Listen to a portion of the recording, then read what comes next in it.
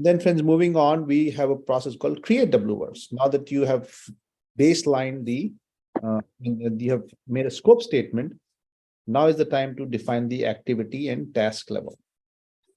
So what is to be done? Decomposition of the scope statement requirement into specific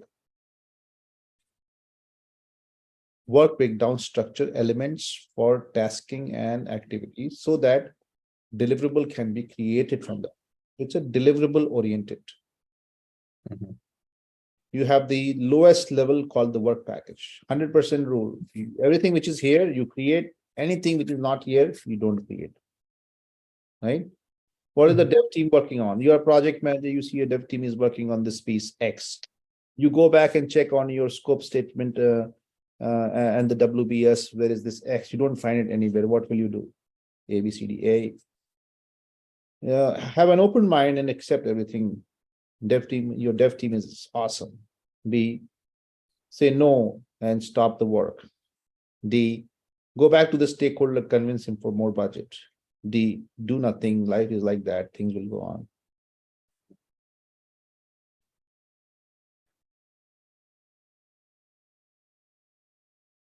I'm waiting for an answer. I honestly didn't pay attention. I think you said go talk to the sponsor and agree to an scope. Like, the final scope. I think that's the answer. Well, the answer is that because you have already baselined it, the team cannot work on it. So the team cannot work on X, even though developers love it. Right? Because it is not aligned with the project goals. So what do we get here, friends? We get a baseline of the project. Scope is baseline. You take the big pieces and you break down small pieces, as small as you can, because team will work today. What is the team going to work on today? Right? They cannot work on a high level requirement.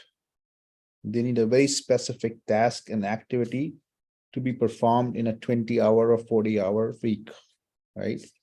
So the more you break it down, the easier it is for you.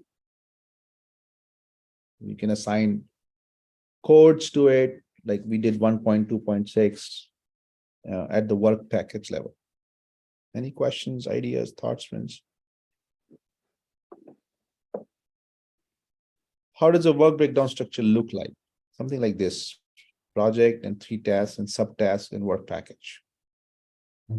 This is 1, this is this, and then this is 1.1, this is 1.1.1, this is 1.1.1. Like it goes down till you reach the lowest level.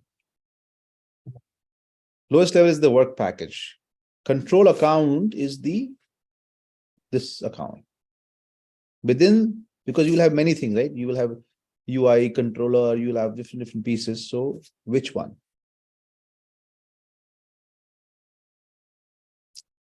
So as a good project manager, we work on the output, we get the baseline. And the baseline includes 3 things, which is the scope statement, the work breakdown structure, and a dictionary. And what is the dictionary? Is basically, it describes each item, because sometimes the team, when you say this, what do you mean? Right? So it kind of captures the knowledge about who will do, what is the exact description, and bigger things like budget and timeline and acceptance criteria, to be more specific, because this is how we're going to accept it in the UAT. Because often the dev teams get confused, right? Also, we see that we don't get lost in doing things which are not defined, and we focus our attention.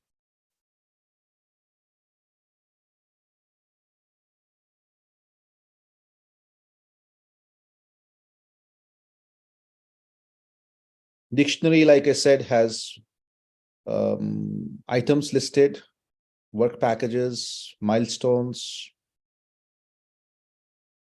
a control account, which means how will you control this, acceptance criteria,